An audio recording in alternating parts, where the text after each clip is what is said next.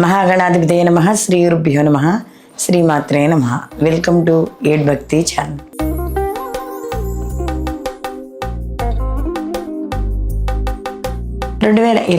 సంవత్సరంలో స్త్రీ పురుషులకి అసలు యువతీ యువకులకి అసలు ఉద్యోగ అవకాశాలు ఏ విధంగా ఉంటాయి అనే విషయాన్ని ఇప్పుడు మనం ఈ వీడియోలో తెలుసుకుందాం. సహజంగా ఉద్యోగము అనేటప్పటికీ చదువైన ప్రతి విద్యార్థులకు కావచ్చు, లేదా ఎప్పటి నుంచో ఉద్యోగ అవకాశాల కోసం చూస్తున్న వాళ్ళు కావచ్చు, అదొక మంచి అవకాశంగాను వాళ్ళ జీవితంలో ఎదగడానికి ఒక సదావకాశంగా చూడడం అనేది జరుగుతుంది. ఎందుకంటే జీవనోపాధి అనేది అందరికీ ముఖ్యమే. అప్పుడు ఈ రోజుల్లో సహజంగా ఉద్యోగము అనేది ప్రధాన లక్ష్యంగా తయారైంది. కొంతమందికి ఉద్యోగాలు పోవడం జాతక రీత్యా కావచ్చు, లేదా గోచార ఫలితాలు కానీ, లేదా వాళ్ళు సహజంగా వాళ్ళ వ్యక్తిగత జాతకాల్లో జరుగుతున్న దశ అంతర్దశల వల్ల కావచ్చు, లేకపోతే వాళ్ళకి జరుగుతున్న ఏదైనా పరిణామాల వల్ల కావచ్చు, ఏ విధంగా చూసుకున్నా కూడా వాళ్ళ జాతక రీత్యా ఇబ్బంది పడుతున్న వాళ్ళకి ఉద్యోగపరంగా కూడా ఇబ్బంది పడుతున్న వాళ్ళు చాలా మంది ఉన్నారు. అలాగే ఉద్యోగులు కూడా నిరుద్యోగులు అవ్వడం ఇలాంటివి కూడా కనబడుతున్నాయి. అలాగే ఎప్పటి నుంచో ఉద్యోగాల కోసం చూస్తున్న వాళ్ళు కూడా ఎదురు చూస్తున్న వాళ్ళు, అంటే ఈ మాసం కాకపోతే నెక్స్ట్ మాసం వస్తుందేమో, ఈ సంవత్సరం కాకపోతే నెక్స్ట్ సంవత్సరమైనా వస్తుందేమో ఒక ఆశాజనకంగా జీవించే వాళ్ళు చాలా మంది ఉన్నారు. మరి అలాంటప్పుడు ఈ 12 ద్వాదశ రాశుల వాళ్ళల్లో అసలు ఈ సంవత్సరం 2026 సంవత్సరంలో ఉద్యోగాలకి ఎవరికి మెరుగ్గా ఉంది, అసలు ఎవరు రాణిస్తారు, ఎవరు ఉద్యోగ విషయాల్లో పనిచేసే చోట జాగ్రత్తగా ఉండాలి, ఎటువంటి నియమాలు పాటించుకోవాలి, లేదా ఎటువంటి వచ్చిన అవకాశాలను ఎలా సద్వినియోగం చేసుకోవాలి అనే విషయాన్ని మనం ఇప్పుడు ఈ వీడియోలో తెలుసుకుందాం. అయితే దీనికి కానీ చూసుకున్నప్పుడు మనకి దేనికైనా సరే ఉద్యోగాలకి కారకుడు కర్మకారకుడైన శని మన ప్రధాన గ్రహాలుగా తీసుకున్నప్పుడు, అంటే ఒకే రాశిలో ఎక్కువ కాలము అంటే దీర్ఘకాలం సంచరించే గ్రహాలు చూసుకున్నప్పుడు గురు, రాహు, కేతువులు, శని.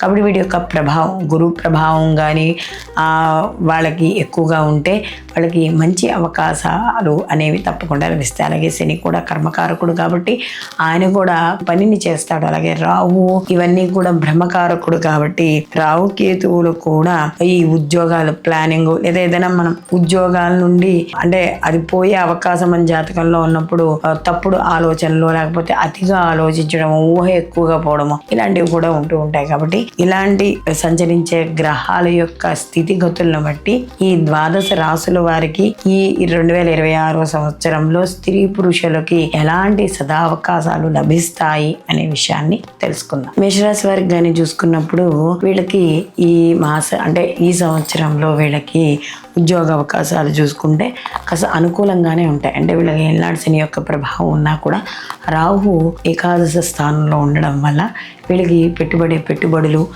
అంటే ఈ సంవత్సరాంతం వరకు కూడా డిసెంబర్ వరకు కూడా రాహు లాభస్థానంలో ఉంటాడు. కాబట్టి వీళ్ళకి ఉద్యోగ అవకాశాలు అనేవి అనుకూలంగా ఉంటాయి.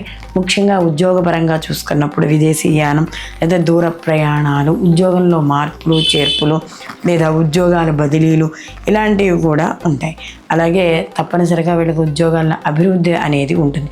అయితే అభివృద్ధి ఉన్నా కూడా ఏ స్థానంలో యొక్క శని భగవానుడి యొక్క ప్రభావం ఉంటుంది కాబట్టి కాస్త వ్యయ ప్రయాసలతో కూడిన పనులు చేయడం అనేది జరుగుతుంది. అంటే శ్రమ చేసినా కూడా వీళ్ళకి తగ్గ ఫలితం అయితే ఖచ్చితంగా దొరకడం అనేది ఉంటుంది.